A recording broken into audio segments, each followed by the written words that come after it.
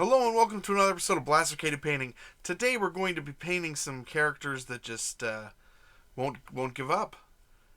Even after the business is closed, they just keep on working. We're going to paint Moff, Gideon, and the Dark Troopers.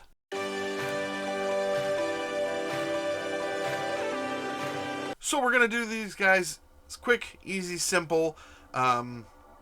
I don't have a lot of time so that I can get this out on release day, and that is today, so I'm filming it today, so there you go. First thing we're going to do is give these guys a spray of black and then a white zenithal from above. Here we go. And we're going to start with some Chainmail silver, and we're going to use this as a dry brush on the Dark Troopers. Now, you don't want to go on too heavy, but also not too light. It's just going to give a bit of reflectiveness underneath the paint that we're putting on.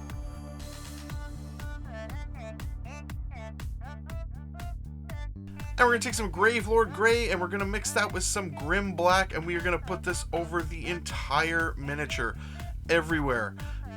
We want to get as much coverage as possible with this paint, so it might help if you do 2 coats of it, but definitely don't let it pool too much in certain areas, and just kind of play with it, move it around until it looks good to you.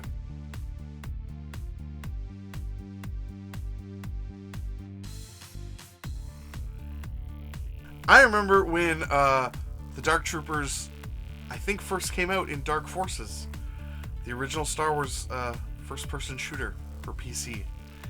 It's pretty awesome. These are not the same, but I remember it because I'm old. And we're going to take some hot orange, and we are just going to dot in these little lights that he has on the front, and we're also going to just dot in his eyes very carefully.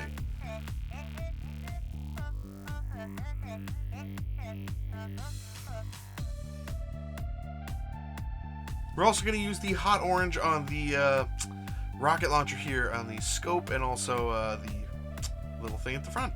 And with that, most of your Dark Troopers done. That's all you have to do.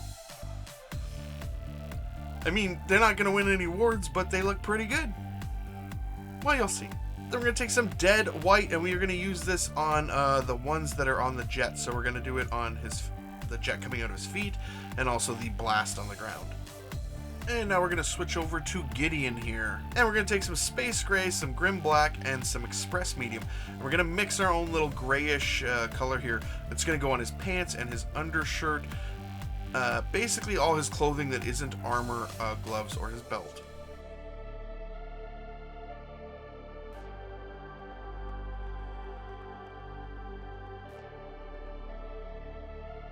We're going to take some Black Lotus and some Express Medium here, and this is going to go on his boots, his gloves, and also his cape.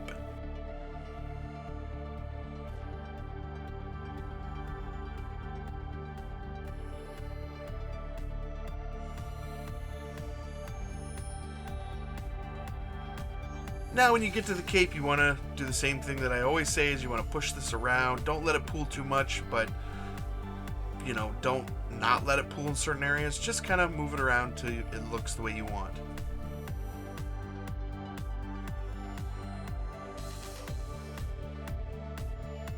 And once all this is dried, I'm going to go through and do a second coat on the boots, the gloves, and his cape. We're going to take some blood red and some dark wood, and you guys know I love this color. It's a red leather color, and this is going to go on his belt.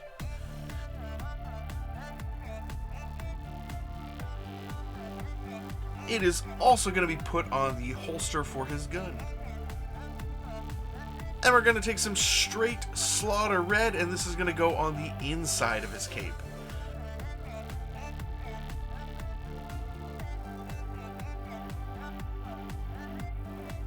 Next, we're going to take some Gravelord Gray, and this is going all over the armor that we have left, shoulder pads, and also all over the Darksaber.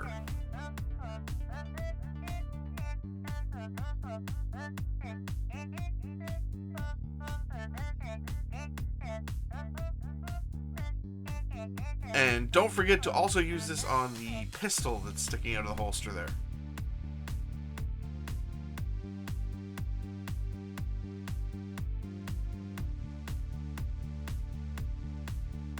And while we have this Gravelord Gray out, we're also going to do the, I think it's a TIE Fighter bit on his base. We're going to take some Gargak Sewer some hardened leather and some express medium, and we're gonna just make a thinner version here, and that's gonna go all over his face. And when that has dried, we will put on a second coat. Then we're gonna move on to just some straight dark wood, and this is going on his hair.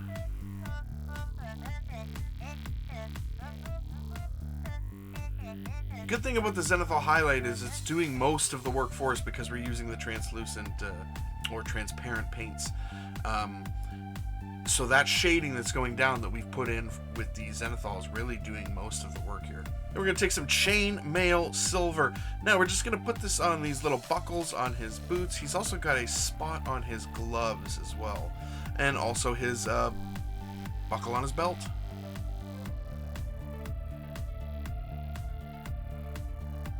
Now we're going to take some earth here, and we're going to mix this in with the hardened leather, Gargax sewer, and express medium.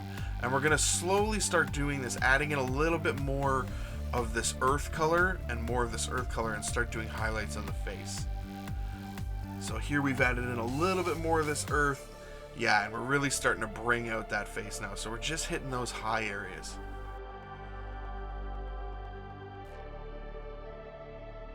It looks very light here, but it's actually going to dry quite a bit darker.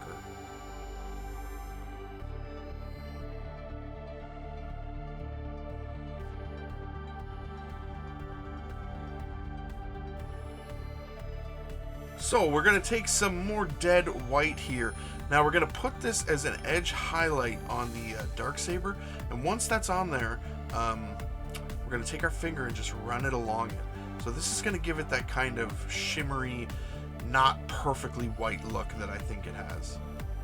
And we're just going to take some more on this side. We're going to do the same thing.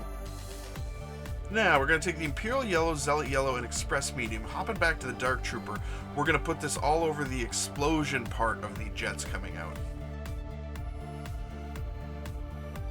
Let's talk about the scene in The Mandalorian when the Dark Trooper is just punching Mandalorian in the head. The Beskar is saving him. I agree that it's saving him, but like his neck isn't covered in Beskar. Like he's definitely got neck damage and a concussion. Multiple concussions. Can you have more than one concussion at a time? You can if you get punched in the face by a Dark Trooper. So we're going to take some Plasmatic Bolt and some Pylar Glacier, and this is just going to go on the jets coming out of their feet. And with that, these guys are done. Now, I mean, they're not perfect, but they turned out pretty good for, I mean, the amount of effort we put into them. They're not bad, and they're definitely dark, and they're definitely troopers. And this flying guy here is actually pretty good. Pretty happy with that.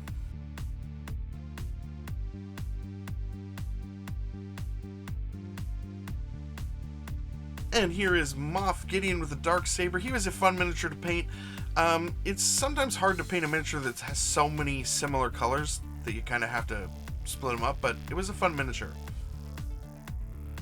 So these are really cool sculpts, really good poses.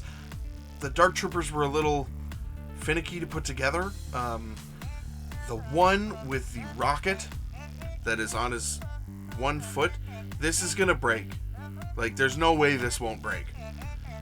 It's a very small contact point, and yeah, I guarantee you this breaks at some point. So watch out for that. There's obviously a lot more work that you could do on these guys. You could go in and start adding some edge highlighting. I mean, you could have also got out just spraying them black and then dry brushing them lightly with silver. We could have just done that. I wanted a little bit more variation, but could have. I did a really simple basing scheme for these guys. I just did some of the volcanic rock paste from Vallejo. I dry brushed it gray, and then I hit it with the blue runic gray from Army Painter, and just kind of made it look like Navarro, which is, you know, the planet from Mandalorian, or the guitarist from Jane's Addiction, whichever one. There's like nobody under like 38 right now who knows who Jane's Addiction is. Either way, please like, share, comment, subscribe, all of the YouTube stuff, and you guys have a great day. I titled this video Gideon and the Dark Troopers, like in the actual title, which sounds like an 80s band. Then we're going to take some space gray, grim black, and some express medium. Next, we're going to take some space gray, some grim black, and some express medium here. And we're going to mix our own little bluish, dark bluish gray color. And this is going to go underneath on all of his clothes. This is barely English.